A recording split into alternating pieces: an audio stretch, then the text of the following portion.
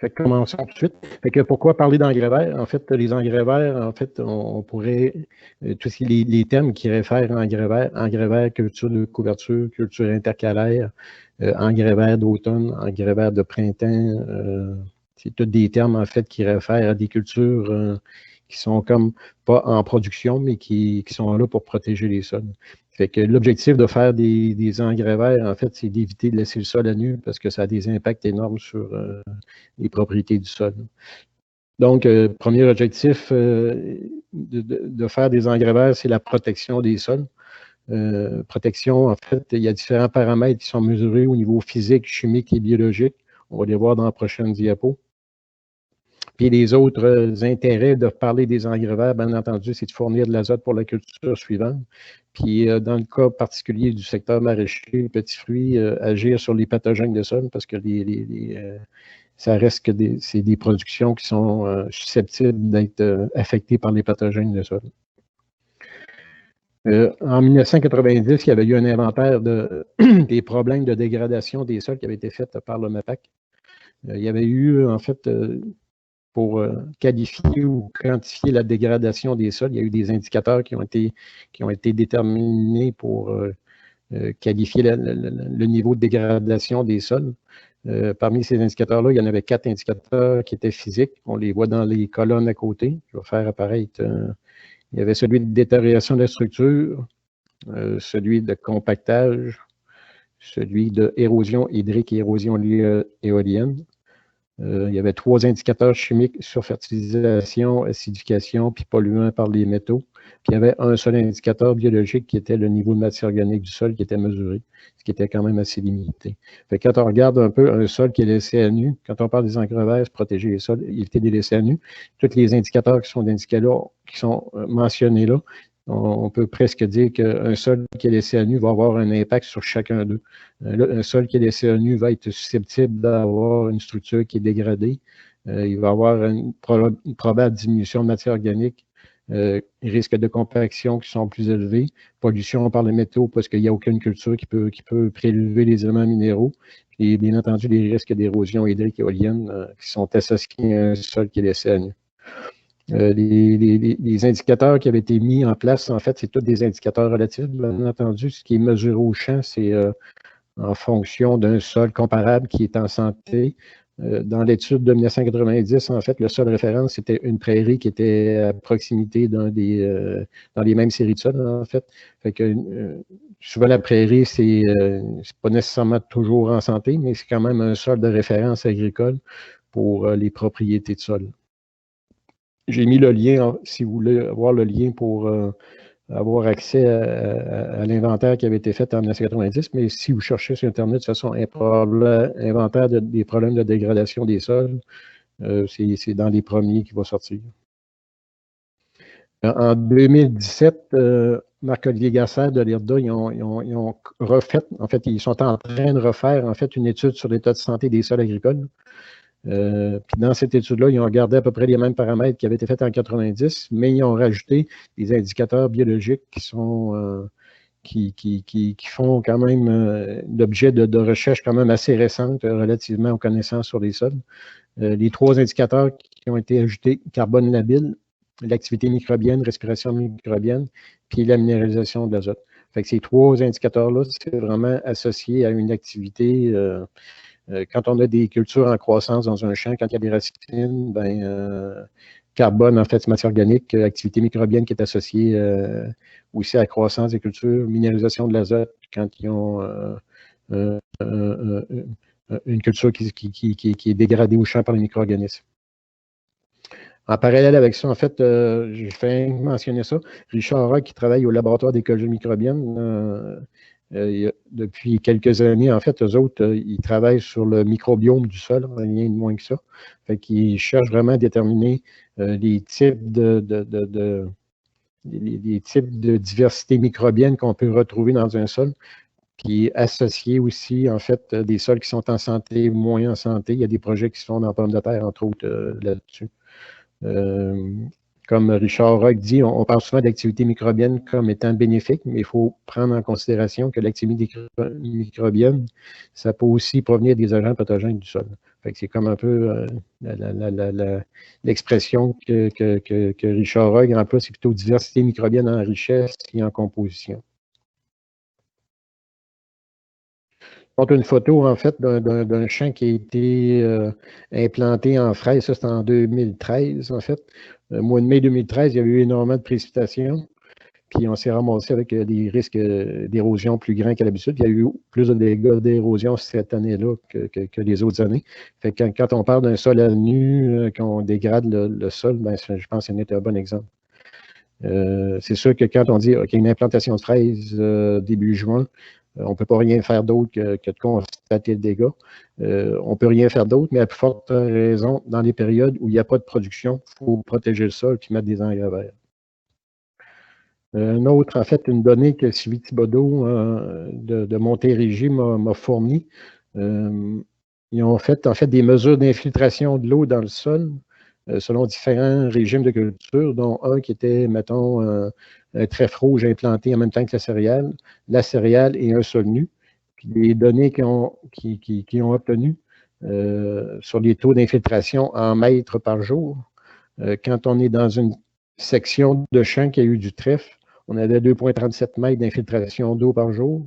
Où il y avait juste de l'orge, c'était 1,53, puis le sol qui était à nu, c'est 0,16. Ça veut dire que s'il tombe des orages comme on a, des averses importantes comme on a depuis quelques années, un sol qui est à nu, qui infiltre à 0,16 mètres par jour, c'est des quantités minimes. Fait que c'est sûr qu'on se ramasse avec du ruissellement et des risques d'érosion. Donc, les sols à nu, c'est vraiment pas une méthode de conserver des sols. J'ai aussi mis en fait un exemple de ce qu'on. En fait, quand on travaille, nous autres, on n'a pas énormément de cas où on peut comparer des choses comparables concrètement. Souvent, une pratique qui est faite chez un producteur ou une pratique qui est faite au champ, c'est la même pratique pour tout le champ. Ça fait qu'on a la misère à avoir des comparables. Je vous mets en fait 2 photos aussi. C'est la photo du haut. En fait, c'est le producteur qui cultive chez eux depuis plusieurs années. Puis en 2015 ou en 2014, il a commencé à louer la terre du voisin parce que le producteur, il arrêtait de faire producteur laitier, il arrêtait de produire du lait. Fait que dans la photo du haut, c'est un historique de culture maraîchère depuis 40 ans, disons. Tandis que la photo du bas, qui est même type de sol, même type de. C'est le même producteur qui a semé, c'est semé à peu près à 15 jours d'intervalle la même année. Il y a le seul paramètre qui diffère, c'est vraiment l'historique des cultures. Ici, on a un historique de culture plus de prairies de céréales. Vous voyez la différence de croissance qu'on peut observer. J'ai sorti en fait quelques données qui sont en lien avec ça, pour la comparaison des deux champs. Entendu dans le champ où il n'y avait pas beaucoup d'historique de précédents autres que des légumes, il y avait plus de variété de croissance, plus de mauvaises herbes, plus de cultures sarclées dans l'historique. On avait plus de compaction, on le voyait parce que quand on prend les échantillons de sol, on voit si les sols sont durs ou non, puis on le voit aussi durant l'été. On avait plus de racines superficielles, puis on avait plus de pathogènes de sol, sans avoir mesuré au laboratoire des pathogènes de sol. On le voyait au printemps, quand les haricots, quand les racines sont brunes superficiellement, rhizoctonie, probablement d'autres sortes de champignons aussi. Tandis que dans le champ qui était pas très loin, en fait, mais sur un historique de rotation avec des prairies, plus d'uniformité, plus de rendement. En fait, on avait probablement 2 à 3 fois le rendement du champ qui était à gauche. Il y avait plus de rotation de culture qui impliquait des prairies, des céréales. Plus de structure de sol, on le voyait aussi que le sol était vraiment plus beau. Il y avait plus de racines profondes. Finalement, on avait un sol qui était plus en santé. C'est vraiment des exemples qui parlent pour la nécessité d'avoir des sols en santé. On base souvent, en fait, en maraîchage, on parle beaucoup de fertilisation pour assurer les rendements des cultures, mais ce qu'on voit présentement, c'est que ça prend la fertilisation, c'est vraiment seulement un aspect qui est à considérer pour le rendement des cultures.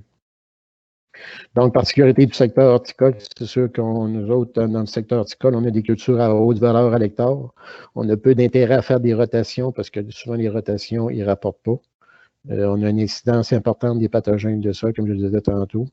On a des superficies propices aux productions maraîchères qui sont souvent restreintes, souvent des sols légers, en fait. Fait que sur une terre, des sols lourds, ça passe tout le temps en deuxième. On a des cultures sarcliques qui laissent en partie le sol à nu. Fait que c'est pour la structure du sol, pour l'érosion, pour toutes les propriétés en fait de sol, ça augmente les risques. L'aspect vraiment, mettons, santé des sols, on peut pas, je pense qu'on doit le considérer quand on parle d'engrais verts. En fait, l'idée de faire des engrais verts, c'est pas de faire des engrais verts parce que c'est à mode ou qu'on décide d'en faire une année puis de pas en faire l'année prochaine. C'est vraiment l'idée que faut que ça s'implique dans la ferme, dans l'entreprise, au niveau routinier, je dirais. Fait que les engrais verts, j'ai séparé en fait un peu les différentes propriétés d'engrais verts pour être capable d'en parler un peu chacun de façon séparée. Fait que les premiers engrais verts que je vais parler, c'est ceux qui contribuent à un apport d'azote. Ensuite, ceux qui ont un impact sur les pathogènes de la fraise, dont les crucifères, le millet perlé, les régresses annuelles. Ensuite, parler des céréales d'automne, puis les autres cultures qui sont possibles. En gardant comme objectif, c'est protection physique des sols, apport de carbone dans le sol, racines des tiges, maintien de l'activité microbienne des sols, l'absorption d'éléments minéraux, puis apport d'éléments minéraux, on parle surtout d'azote, potasse pour la culture suivante, puis impact sur les pathogènes du sol.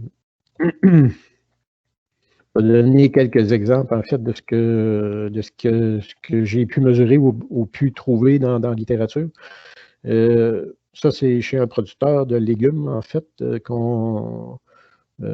suite, en fait, on avait un précédent culturel de seigle d'automne, en fait, mettons à l'année 2016. À l'automne 2016, il y a eu du seigle d'automne qui a été semé, qui a été récolté au mois d'août 2017.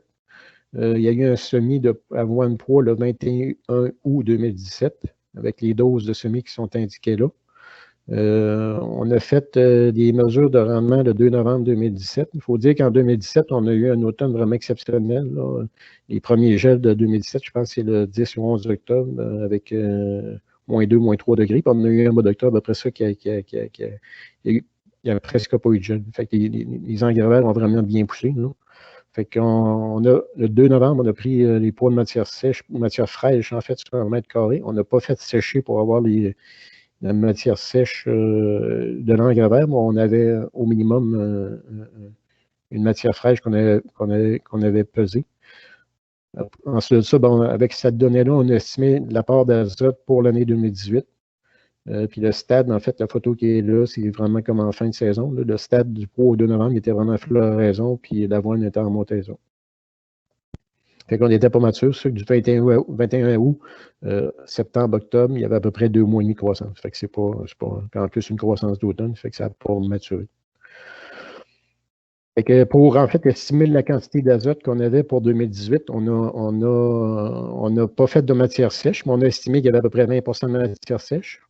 Puis on a calculé, mettons, pour 2 pourcentages d'azote estimé, 3-4 On avait un rendement de matière fraîche mesuré au champ de 2 kg par mètre carré.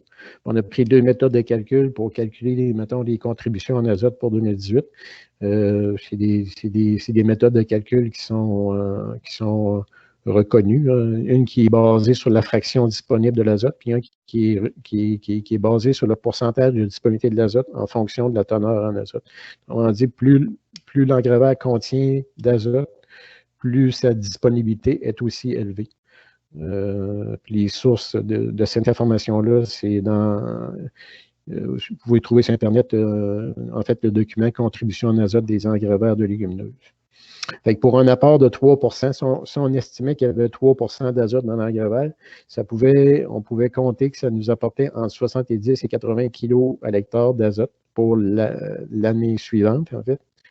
Là, j'ai compté, en fait, en équivalent, mettons, engrais minéral, ce que ça peut représenter. Puis si on évaluait un apport de 4 contenu de 4 d'azote dans l'engrais vert, ça pouvait représenter entre 120 et 130 kg à l'hectare. Encore là, une valeur d'équivalent minéral de 320 à 350 l'hectare. Fait que les contributions sont vraiment, ça va presque du simple au double quand on prend la valeur minimum à la valeur maximum, mais je pense qu'on ne peut pas faire beaucoup mieux que ça malgré toutes les données qu'on pouvait avoir. Fait que pour l'année suivante, en fait, dans le calcul de fertilisation, on a pris, j'ai considéré une valeur minimum de 80 kg à l'hectare d'apport. La culture qui suivait en 2018, c'était du maïs grain. Puis c'est certain, en fait, que l'engrais a contribué pour au minimum 80 kg à l'hectare parce que le rendement avait été très bon. Puis durant l'été, c'était très végétatif. Ça n'avait pas montré de signe de carence ou de manque de croissance. La photo du haut, c'est une photo qui a été prise le 7 septembre, c'est-à-dire que ça a presque, mettons, 3 semaines après le semis. Celle qui est en bas, c'est une photo qui a été prise à fin septembre. Fait que la hauteur n'était pas encore très haute, mais mettons, de la fin septembre à la fin octobre, il y a encore eu une bonne période de croissance. Fait que c'était vraiment comme, en tout cas dans mon cas, moi ce que j'ai vu, c'était une année exceptionnelle 2017 pour la croissance des engrais verts à l'automne. On a fait, ça a été refait en fait chez le même producteur, pas dans le même champ, mais dans un autre champ. En 2018, il y a eu un semis qui était fait aussi à peu près à la même période. Puis en fin de saison, en 2018, en fait, ça a gelé dans le coin du 20-25 septembre. Puis des gels quand même assez forts, puis il y en a eu par la suite aussi, puis des précipitations. Ça fait que l'engrais vert, il a poussé pas mal moins humide en 2018. Fait que l'apport, la contribution en azote 2018 pour 2019 n'a pas été la même du tout. Fait que c'est vraiment l'idée d'aller voir ce qui se passe dans le champ, comment ça pousse pour être au minimum, essayer d'estimer à combien ça peut contribuer en azote. Un autre exemple, en fait, de ce qui peut être fait, puis ce qui est fait aussi chez les producteurs, en fait, c'est comme, mettons, une céréale grainée avec un mélange de prairies. Chez un producteur maraîcher diversifié, je vous explique un peu la séquence. À l'année 1, on a des légumes ou des fraises. À l'année 2, c'est de l'avoine qui est semée avec un mélange de prairies qui va pousser toute la saison. Puis à l'année 3, la prairie est enfouie au début juin. Puis il y a un semis de maïs sucré qui est fait entre la mi-juin et la fin juin. Fait que, avec cette stratégie-là, en fait, on n'a pas fait de mesure non plus, mais souvent les prairies, c'est quand même connu pour fournir une bonne quantité d'azote à la culture qui suit. En fait, la première année, il y a eu une application de 35 kg à l'hectare d'azote qui était faite au semis, en même temps que le semis. Puis, vu qu'il n'était pas privé en maïs sucré, fait qu'en fin de saison, c'était comme un peu, OK, le maïs a bien poussé, on a-tu mis de l'azote en poste levé, puis finalement, il n'avait pas eu. Fait que finalement, on a eu un très bon rendement avec un apport de 35 kg à l'hectare d'azote sous forme d'engrais. Fait que la prairie a fourni pour au minimum 70 à 80 kg à l'hectare d'azote. Si on considère que le besoin, mettons, pour le maïs sucré varie entre 5 et 120 kg d'azote. Fait que ça a un coût, mettre une prairie, ça a un coût, mettre un engrais vert, mais quand on calcule la contribution juste monétaire, mettons, en équivalent azote, je pense que ça se paie amplement, sans tenir compte de tous les autres aspects sur la santé du sol.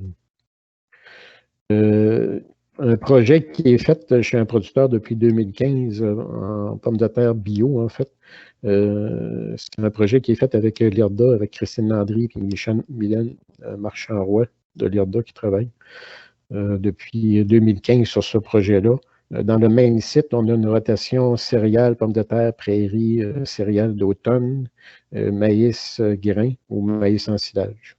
Fait que à l'année 2016, le projet a commencé en 2015.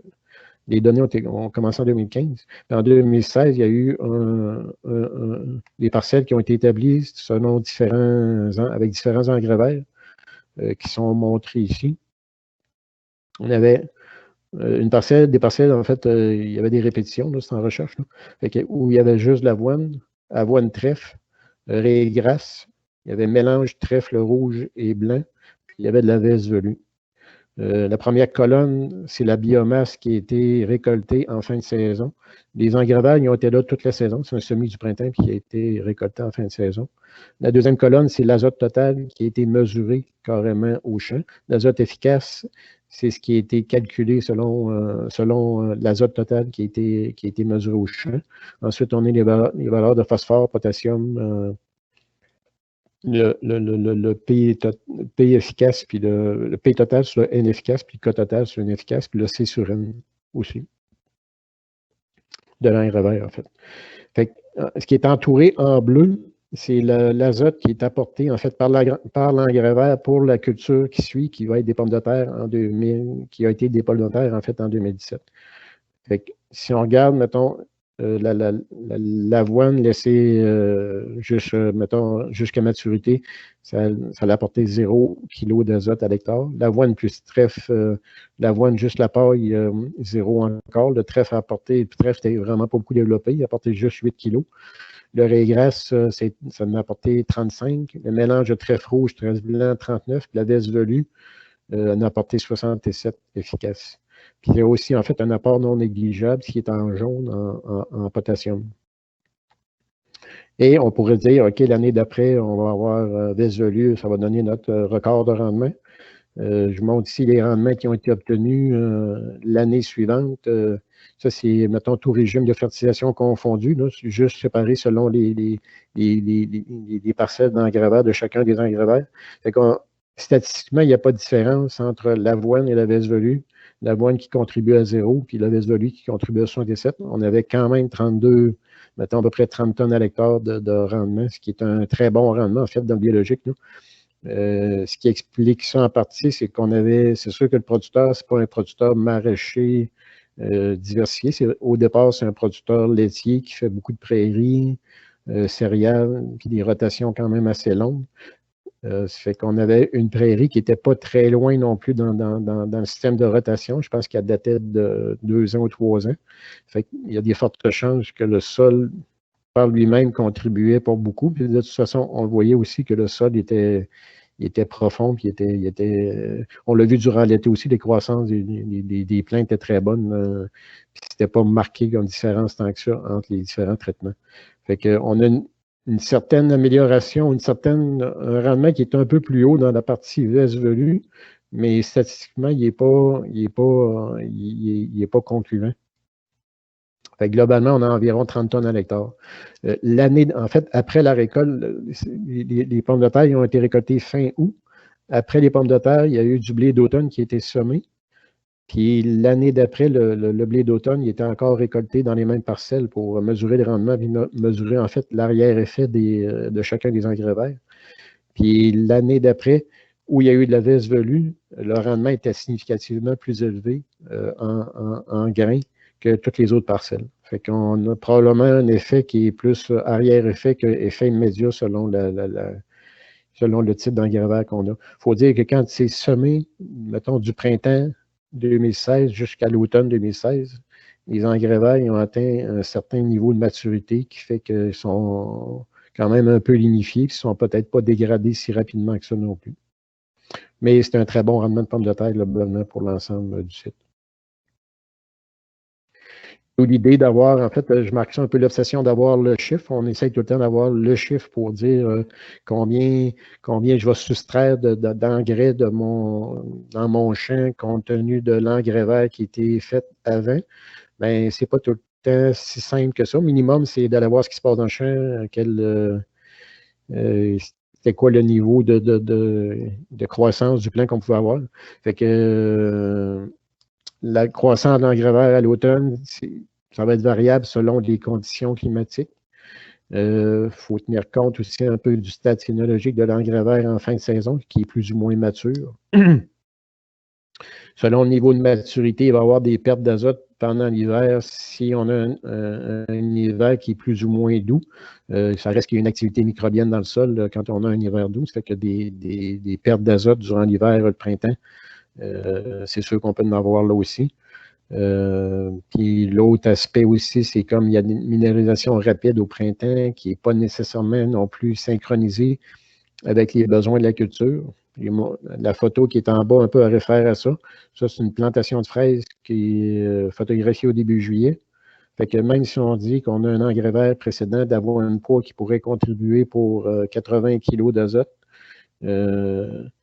la bande de fraises qui est là va représenter peut-être ce qui est en volume racinaire d'explorer par le plant de fraises, va représenter peut-être maximum 20-25% de la superficie totale du sol, du volume de sol qui pourrait être exploré. L'engrais vert qui est disponible, qui qui fournit de l'azote sur 100% de la superficie, il n'est pas nécessairement bien exploité par une plantation de fraises. C'est un peu comme, même si on dit, OK, l'engrais a pu contribuer pour 80 kg d'azote, est-ce que mon plant de fraises qui est là, on peut dire que les plants filles avec des racines, ça va aller quasiment fin juillet, entre la fin juillet et la fin août.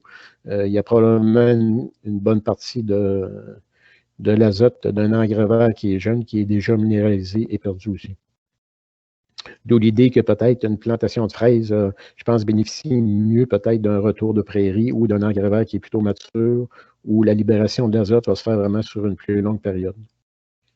Par contre, si on parle de fraises sur paillis plastique où on ramène du sol sous la butte, il y a des fortes chances que les plants de fraises qui sont plantés sur la butte puissent bénéficier de façon plus marquée qu'un champ de fraises en rang natté, parce que le sol de surface il est ramené sous la butte, puis on a une plus grosse densité de plantation, malgré qu'on n'a pas des plants de fraises qui font énormément de racines, ça reste qu'on a plus de plants pour une superficie donnée.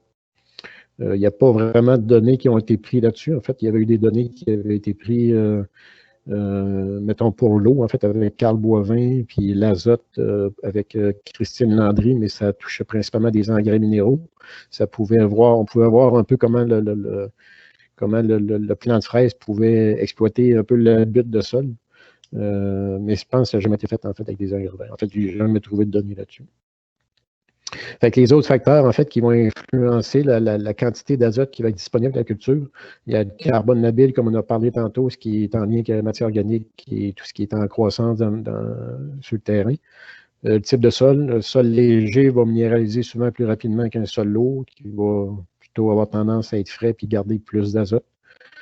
L'état du sol au départ, si on a un sol qui est en partant, qui a de la compaction, qui n'est pas très en santé, ben, c'est sûr que même si on n'a pas de 80 kg d'azote, la culture, probablement qu'elle n'ira pas le chercher parce que les racines ne peuvent pas aller le chercher carrément. On parle un peu de graminées en mélange à des légumineuses. Souvent, c'est comme l'équilibre qui se fait en carbone. Quand on parle de carbone labile, c'est beaucoup, en fait, ce qui peut venir des graminées qui sont souvent plus fibreuses qu'une légumineuse qui va contribuer plus en azote qu'en carbone. Fait que souvent, des mélanges graminées et légumineuses, c'est souvent vu. Puis c'est souvent aussi, je pense, plus uniforme. En fait, je pense que Anne va pouvoir en parler tantôt, là, en contribution d'azote. Je pense qu'on a peut-être un meilleur résultat quand on mélange une graminée avec une légumineuse. Un autre point je pense, qui est nécessaire, en fait, c'est faire des bandes d'essai dans le champ pour être capable au minimum de dire est-ce que mon engrais vert a un impact sur la croissance de ma culture. En fait, si on est tout le temps tout pareil dans le champ, on voit le champ qui pousse bien, pousse pas bien. C'est difficile de relativiser quand on n'a pas de comparable dans un champ. Fait que moi, je pense qu'il est important quand on commence là-dedans, c'est de faire des bandes d'essai dans le champ, avec ou sans engrais vert, ou avec différentes doses d'azote minéral d'engrais 2700, peu importe. Fait que ça nous permet au moins de dire, OK, notre engrais vert, avec engrais vert ou pas d'engrais vert, on a une différence de croissance ou non. Puis si on fait des différentes doses d'engrais, ben, ça permet au minimum d'arriver à dire, OK, mon engrais vert a probablement contribué pour telle quantité d'azote avec les différences de croissance qu'on peut avoir observées. Mais ça reste en fait, ça reste comme une donnée annuelle parce que, en fait, les contributions en azote vont varier d'année en année. Mais au minimum, ça permet de comparer ce qui se passe dans la même année pour une ou deux régies différentes. J'ai sorti en fait quelques légumineuses qui peuvent être utilisées pour les engrais verts. Pois fourragers, c'est assez connu, assez commun. Anne va en parler tantôt. C'est un peu comme quasiment l'engrais vert de référence pour les grandes cultures. Trèfle d'Alexandrie, moi, je n'ai pas une grosse expérience. Les semis qui ont été faits avec le trèfle d'Alexandrie, ça a donné des bons résultats. Anne va en parler tantôt, c'est pas la même chose qu'ils ont observé en grande culture, je pense. Trèfle incarnat qui est assez connu, trèfle cuilla qui est moins connu, qui est un trèfle court. Il y a la veste velue qui est une autre légumineuse. ensuite, des cultures vivaces, trèfle rouge, une coupe, deux coupes, luzerne, puis des mélanges de prairies, des mélanges qui pourraient contenir des graminées et des légumineuses. J'ai sorti approximativement des taux de semis puis des coûts estimés à l'hectare pour chacun des engrais verts, mais c'est selon les sources qu'on consulte, en fait, c'est quand même assez variable. Puis si on fait des mélanges, c'est encore plus variable parce qu'il faut réduire les taux de semis selon la proportion de chacun.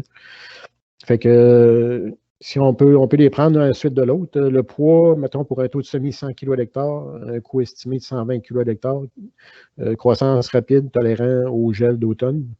Ça ne veut pas dire qu'il ne poussera pas moins rapidement, mais au minimum, ce n'est pas des plants qui vont mourir. Trèfle d'Alexandrie, 10 à 12 kg à l'hectare, entre 60 et 70 $ de semences à l'hectare. Croissance rapide, qui est plus sensible au froid que le poids fourragé. Trèfle incarnat, 10 à 15 kg à l'hectare, 50 à 75 $ l'hectare. Établissement assez lent, mais croissance rapide par la suite. Trèfle UIA, qui est moins connu, 10 à 12 kg à l'hectare, 100 à 120 $ l'hectare. C'est un trèfle qui est court, qui est peut-être plus propice pour mettre dans les allées des grains de plastique. La vis velue, entre 30 et 40 kg à l'hectare, 120 à 160 $ à l'hectare. Établissement lent, mais c'est compétitif énormément quand c'est décollé. Trèfle rouge, une coupe ou deux coupes, 8 à 10 kg à l'hectare, 50 à 70 $ l'hectare, établissement. En fait, tout ce qui est vivace, ça devrait être semé comme avec une plante abri, une céréale, en fait, pour permettre l'établissement. Fait que les vivaces, c'est pas des cultures qui sont établies pour 2 mois, c'est vraiment dire, penser l'établir pour au minimum 1 an. Là, en fait, j'ai sorti un peu des périodes d'utilisation propices pour les engrais verts de légumineuses. Mais je pense qu'il peut y en avoir à peu près d'autres là, aussi. Là. Fait que ce qui peut être fait, semis en post-récolte des fraises standards. C'est-à-dire quand on finit de récolter fin juillet, début août, au lieu de laisser le sol, au lieu de laisser un champ de fraises qui est détruit, bien entendu, pas un champ de fraises qui est rénové, mais un champ de fraises qui serait détruit, au lieu de le laisser, mettons, en vieille fraise jusqu'à l'automne, on est mieux de le détruire et de semer un engrais vert carrément qui va pouvoir pousser tout le restant de la saison. En fait, on ne s'imagine pas, des fois, on dit, mettons, les fraises, mai, juin, juillet, ça représente 3 mois, puis il reste encore quasiment à août, septembre, octobre, il reste au minimum 3 mois de croissance. Fait qu'on a, c'est sûr que les journées raccourcissent, mais on a quand même aussi longue croissance pour un engrais vert qu'on a pu l'avoir, mettons, du printemps jusqu'à la fin de la récolte. Fait que c'est pas négligeable de dire qu'on va semer un engrais vert à ce moment-là. Ensuite, des semis de printemps et enfouissement en août avant des plantations de fraises en motte qui sont plantées entre le 15 août et 10 septembre, mettons. Semis avec plante abri, comme on disait tantôt, une céréale pour toute la saison, qui peut être semé, quoique ce n'est pas fréquent d'avoir une saison complète disponible pour faire un engrais vert. Ensuite, dans les entre-rangs de fraises sur paillis de plastique, on parlait tantôt de trèfle UIA qui peut servir pour les allées de fraises sur plastique. Ça demande de la tombe, mais ça reste que c'est un trèfle qui va rester court. Ensuite, si on parle des rotations, ça peut être des semis qui sont faits en intercalaire dans le maïs. Ensuite de ça, des cultures qui sont faites sur une saison complète, comme des prairies, choses comme ça. Puis sûrement d'autres utilisations possibles. On fait quelques photos, en fait, de ce que ça peut ressembler. En haut, à gauche, un champ de velu qui est photographié le 16 juillet 2019, ça fait 2 ans. Il a été tondu à fin juillet, puis il y a eu une reprise. En fait, une fois que c'était tondu, c'était comme la première réaction qu'on a eue, on a dit c'est mort, il n'y a plus rien qui va sortir de là. Puis la semaine d'après, finalement, ça a tout reverdi, puis il y a eu une bonne croissance jusqu'en fin de saison aussi. En bas à droite, c'est un engrais vert, en fait, d'avoine et de trèfle d'Alexandrie qui a été photographié au début octobre. C'est un semis qui a été fait justement en post-récolte de fraises standard dans un sol léger. Fait qu'en 2019, on a eu 9 octobre, il y avait eu déjà un gel, mais pas si fort que ça. Ça fait que l'engrais vert, il a pu continuer à pousser. En fait, d'autres types d'utilisation. La photo de gauche, veste velue qui a été semée en intercalaire dans du maïs sucré au début juillet. Puis on a pris les rendements en fait d'engrais verts dans l'intercalaire, en fait. Ça a été fait le 11 octobre. Ça, c'était en 2017. Fait qu'on a eu, c'est l'année qu'on a eu un très bel automne. Dans le même essai, on avait du trèfle incarnat aussi, puis on avait trèfle incarnat, on avait du régras annuel. Là, je vous montre les deux photos de légumineuses. Fait que dans les deux cas, on avait très bon développement végétatif des légumineuses dans l'intercalaire de maïs sucré. Puis à droite, ben, c'est une photo d'un champ qui était semé à avoine et pois, puis une photo de fin d'octobre. Mais c'est un engrais vert c'est un engrais vert qui était semé. C'est le même engrais vert que tantôt qui était semé dans le coin du 20 août.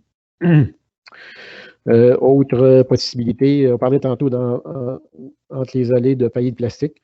C'est une photo que Patrice m'a fournie. En fait, c'est le meilleur moyen de comparer. Est-ce que c'est intéressant de faire un engrais vert plutôt que de mettre de la paille dans les allées de plastique? La meilleure façon de le faire, encore là, c'est de comparer des allées qui ont eu de la paille avec des allées qui ont été semées en trèfle huilla en haut à droite, à gauche, en fait, puis en bas à droite. On a comme une division. Ce qui est un peu plus jaune, en fait, c'est le régras, puis ce qui est plus vert dans l'allée, c'est le trèfle huilla.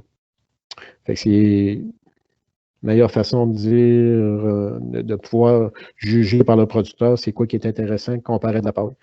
C'est-tu trop humide? Est-ce que c'est trop glissant? Est-ce que c'est trop dur à entretenir? Un régime de tonte qui est plus compliqué dans une situation que dans l'autre. Ça affecte-tu le rendement de la fraise? Ça affecte-tu le besoin en eau de la fraise? Est-ce que ça pompe de l'eau quand même? Fait que, la meilleure façon de le voir, c'est de faire des comparables dans un champ. Maintenant, je vais vous parler un peu des engrais verts et des agents pathogènes, des agents pathogènes de sol. En fait, les engrais verts qui peuvent avoir un impact sur eux. Donc, on va commencer par les crucifères. En fait, on parle de moutarde brune, moutarde orientale, radis oléagineux, radis fourragés. C'est des cultures, en fait, pour qu'ils soient efficaces, il faut qu'ils soient, mettons, le développement végétatif le plus fort possible. Il faut qu'ils soient hachés et enfouis au stade de floraison, selon la littérature. Puis, ça, en fait, à ce stade-là, c'est là qu'il y a la plus grosse production de glucosidonate qui forment différents sous-produits qui deviennent volatiles dans le sol, puis qui ont l'effet biofumigant et aussi un peu nématicide. Quand ils sont fauchés, tondus, hachés, il faut qu'ils soient enfouis rapidement parce que vu que c'est des sous-produits qui sont volatiles, on veut l'avoir dans le sol le plus possible. Fait que normalement, c'est enfoui, puis même on parle de rouler, puis éviter le maximum un peu l'évaporation du sol.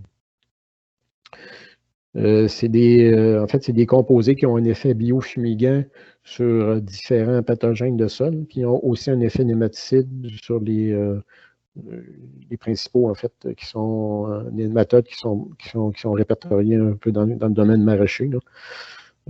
Fait que les deux ont un impact, pas les deux, mais les crucifères ont un impact sur ces deux pathogènes. Là. Fait que ça diminue la pression des pathogènes. Dans la fraise, l'impact réel il est assez variable parce que la fraise, c'est comme une culture qui est hyper sensible aux pathogènes, au verticillium, entre autres. Mais l'impact qui a été vraiment mesuré, l'impact réel qui a été validé sur les rendements de pommes de terre. Pommes de terre, c'est porteur des champignons et des nématodes, mais c'est plus tolérant. Les croissances sont quand même possibles comparativement à une fraise où le plant peut mourir carrément. L'impact réel, il est validé dans la pomme de terre, mais l'impact réel sur le rendement de la fraise, c'est pas vraiment, il n'y a pas grand monde qui a pu le confirmer ou le mesurer. Mais ça a quand même un impact sur la baisse des pathogènes. Caractéristiques des crucifères, mettons un semis de moutarde de 5 à 10 kg à l'hectare. Là, je n'avais pas le prix, en fait. Radis fourragé, 12 à 15 kg à l'hectare, qui représente environ entre 80 et 100 $ l'hectare pour la semence. Caractéristiques levée rapide, c'est des cultures qui vont répondre à la fertilisation azotée, soit par une application en poste levé, soit par un azote qui provient d'un précédent culturel.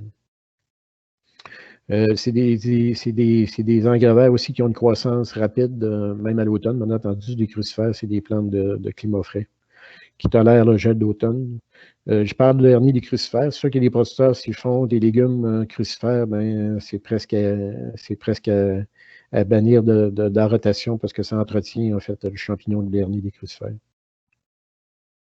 En haut à gauche, moutarde brune, semée, pas semée, une photographie le 15 juillet, semis qui était faite à la mi-mai. Puis ça a été enfoui à la deuxième semaine de juillet. Puis suite à ça, ça a été un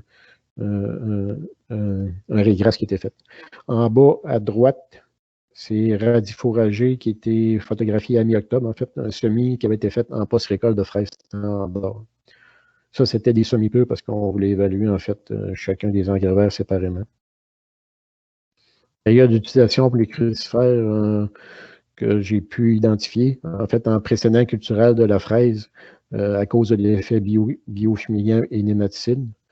Ensuite, ça peut être un semis en fin de saison en vue d'une implantation de fraises au printemps, vu que ça pousse longtemps l'automne, puis ça tolère le gel d'automne. Ça peut être semé au mois d'août facilement. Ensuite, semis en août en post-récolte de fraises standard pour éventuellement une autre production l'année suivante. Semis de printemps et enfouissement en août avant des fraises en motte qui pourraient aussi être faites. Maintenant, les graminées qui ont un impact en fait sur les nématodes de sol. On parle de millet perlé fourragé. Semis dans un sol réchauffé 8 à 15 kg l'hectare qui représente environ 50 à 100 pièces l'hectare. Pour qu'il soit efficace, il ne faut pas qu'il y ait de mauvaises herbes dans le champ parce que les mauvaises herbes vont porter en fait les nématodes. Le millet fourragé ne porte pas les nématodes, mais en plus, il y a un effet nématicide. Mais s'il y a des mauvaises herbes qui portent les nématodes pendant la croissance du millet, ben, on vient comme se tirer dans le pied avec la stratégie. Idéalement, il faut faucher jeune pour avoir un regain plus dense qui va compétitionner les mauvaises herbes. Fait que si on fauche, on peut, en fait, dans la littérature, ils disent on peut rabattre en 10 et 20 cm, puis il va avoir un regain puis qui va vraiment devenir dense pour avoir une grosse masse végétative. C'est un millet perlé, c'est millet perlé, ouais, c'est sensible au froid. Fait que c'est pas vraiment un engrais vert qui est idéal pour semer 15-20 août, parce que si on a un gel 15 septembre, ben, il y a des fortes chances qu'il ne tolère pas le gel.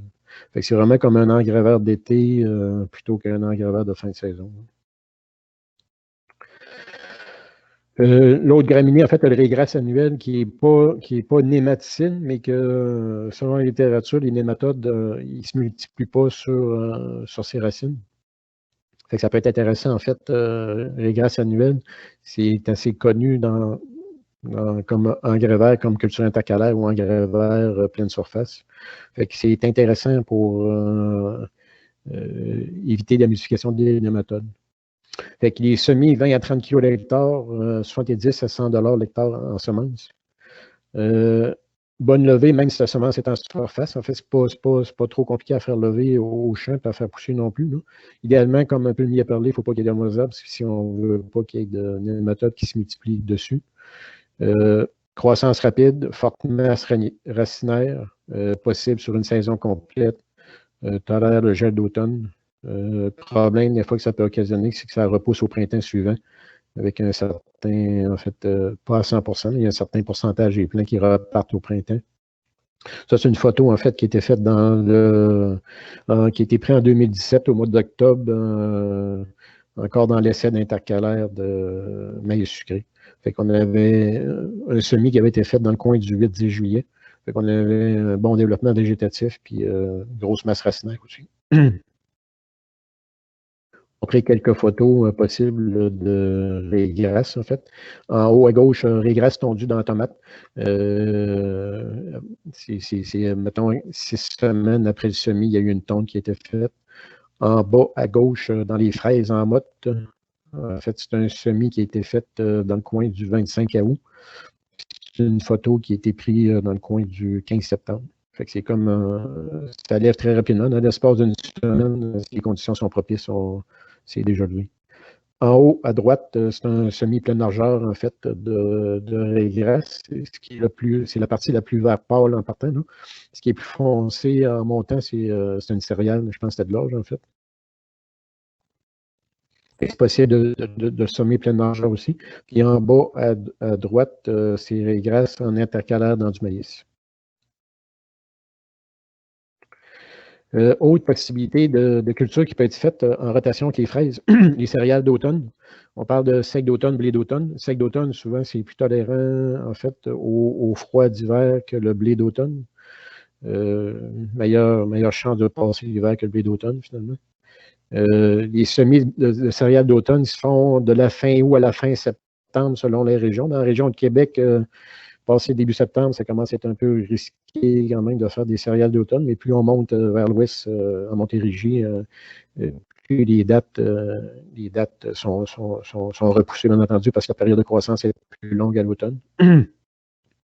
Fait que l'avantage de ça, c'est vraiment, c'est comme ça peut être fait après des fraises, puis on sème un engrais, une céréale d'automne, puis l'année d'après, selon ce qu'on décidera de faire, on peut laisser pousser la céréale d'automne qui va produire du grain, ou on peut l'enfouir fin mai pour planter des fraises en motte. Fait que c'est vraiment, ça va protéger le sol durant l'hiver, ça va faire un développement végétatif qui est rapide au printemps, compétitionner les mauvaises herbes. Ça peut être enfoui à la fin mai. Quelqu'un qui veut implanter des fraises sur paille plastique au mois de juin, début juin, ça peut être fait parce que le développement végétatif durant tout le mois de mai est quand même assez important. Ça peut être aussi enfoui en août après la récolte du grain, que la paille soit laissée ou non au champ pour des fraises en main. Fait que la photo qui est en haut à droite, ça montre un peu, en fait, une photo qui a été prise à fin mai du sec d'automne qui avait été semé, bien entendu, l'automne précédent. C'est sûr que là, on ne voit pas tant que ça à la hauteur, mais c'était déjà rendu à fin mai, on était déjà rendu au stade de montaison. Fait que c'était quand même végétatif. Là. Fait que ça fait le tour un peu les engrais verts typiques qu'on pourrait utiliser. Si on veut, mettons, utiliser d'autres engrais verts, ben, il y a des possibilités aussi. Là. C'est un peu... les possibilités sont énormes, en fait. On peut regarder pour le sarrasin. Sarrasin qui était quand même une culture d'engrais verts qui était référence il y a quelques années, mais que moi j'ai rarement recommandé parce que, premièrement, ben, c'est pas une semence qui est donnée. Ça coûte cher quand même de semer ça à l'hectare. Ça va fleurir rapidement et produire ses graines rapidement. Fait que c'est vraiment comme un engrais vert de courte période. Fait que quelqu'un qui veut s'essayer avec du sarrasin va trouver que ça coûte cher en engrais vert, en ressemer un autre tout de suite après. Fait que c'est peut-être pas l'engrais vert pour débuter, quelqu'un qui va regarder pour limiter les coûts d'engrais vert. Mais ça a quand même son intérêt pour qu'il n'y a pas beaucoup de maladies qui sont communes avec les productions maraîchères. C'est très mellifère. Ça peut être bon de cet aspect-là, là, mais c'est pas si compétitif que ça. Ça prend, en fait, pour que ça soit compétitif, ça prend vraiment un taux de semis qui est élevé. Là. Souvent, dans les guides, là, on parle de 50-60 kg l'hectare, mais pour que ça soit compétitif, on parle plutôt de 100-110 kg l'hectare en taux de semis. C'est sûr que ça augmente les coûts. L'autre aspect, c'est pas un engrais vert de l'automne non plus, parce que c'est sensible au gel. En fait, c'est très sensible. Ça va mourir. Mettons, si c'était semé le 15 août, puis ça gèle le 15 septembre, c'est fini, on passe à d'autres choses. Fait que c'est comme, il y a 140 pièces qui viennent de revoler. Fait que ça donne pas le goût au producteur de pouvoir continuer dans les engrais verts. Un autre engrais vert possible, la facélie. Aussi, il y a peu de maladies. C'est une autre famille, de plantes complètement. La semence, elle coûte quand même assez cher, puis c'est pas un engrais vert qui va durer non plus toute la saison. Fait que c'est peut-être comme à essayer en bordure ou par curiosité, en fait, quelqu'un peut l'essayer pour voir le développement végétatif. Là. Mais Facilis est reconnu pour être très mellifère. Ça fait que dans une optique de diversité à la ferme, ben, je pense que ça peut être intéressant, mais ça va demander plus qu'un semis en cours de saison. Les autres types d'engrais verts, en fait, qui pourraient être utilisés, il y a des cultures comme le lin pour récolter le grain. En fait, ça c'est pareil. En fait, il n'y a pas de maladie qui est connue qui est commune en fait avec des productions maraîchères. Ça fait que c'est comme une pause un peu dans le développement des maladies. C'est une culture de rotation sur une année complète. Puis la récolte, ben, ça se fait comme début septembre, mettons, pour la région de Québec. C'est pas nécessairement si facile que ça à faire, là, mais c'est une culture qui peut quand même être regardée pour être en rotation. Sinon, ben, j'en ai marqué quelques autres. Là. Mélilo, Lotier, qui sont des légumineuses. Mélilo, je pense que ça commence à être un peu être regardé aussi, mettons, dans les grandes cultures. Lotier,